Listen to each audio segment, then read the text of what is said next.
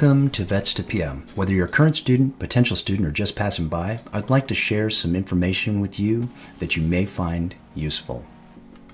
Let me quickly cover something that could cause some confusion regarding PMI's Authorized Training Partner or ATP training shown in white, and the PMP Exam Content Outline or PMPECO written in green, and finally PMI's Talent Triangle chalked in blue. The ATP training is laid out by PMI in a prescribed order that may not flow how a project is actually run. And that order is creating the team, starting the project, doing the work, keeping the team on track, and keeping the business in mind. Now those green numbers are how they connect to the PMPECO of people, process, business, and the percentages shown are how much of the test is made up from those specific domains. Now you see those blue numbers, they could be mapped to the talent triangle to the right. The talent triangle in blue is how you would maintain your certification once you obtain it. It's also a guide to building a well-rounded skill set. Even though the order may seem a little off, you should have a better understanding of how they're all interconnected. At Vets to PM, we want to show you the basics of project management and how the PMP course will flow. So let's get started. Projects typically start with a problem, and that initiates some sort of non-standard work. The intent then is to produce a product, service, or result with a distinct start and stop. This non-standard work is considered temporary in nature. So now that we have a problem, executives, customers, users, etc. will define a proposed and agreed upon solution or an idea.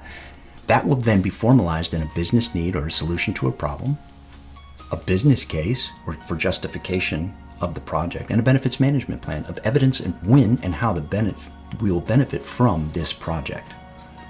All right, now that we have a proposed solution, it's time for a project charter that is signed by the project sponsor. This then is an arrangement to initiate the project and put the project manager in charge, and it's time to build our project management plan. Now there's all shapes and sizes of PM plans. However, they all should contain three main things that we like to call the iron triangle, and that's scope, or what you're creating, a schedule, how long will it take you to deliver it, and a budget, how much money or man hours and resources would it cost. All right, so you have a plan, but who's going to make it happen? You will need a project team and maybe some subject matter experts we call SMEs. Regardless, if they were pre-assigned or if you'll have to find them within the organization, you'll assemble your team and make it a high-performing one with all those PM skills we intend to teach you. Now that we've got our plan and we've got a team, it's time to really start the race or begin doing the work or execute our plan. Keep in mind, as a project manager, you need to keep your runners on track. You and your team are now executing the project. In other words, the box and the wrapping to produce a product, service, or result that produces some sort of value to the business.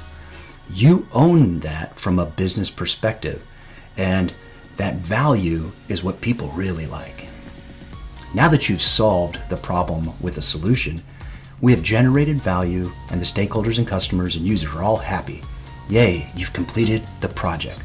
So let's close this up with a quick review. In review, we typically have a problem. Then we're going to develop that solution or that aha. Then we're going to assign that project manager, create our plan to help us get from A to Z, assemble our team. Don't forget, once we're ready and we've got a plan, we're going to execute, go do the work, and then we're going to create some value or create that product.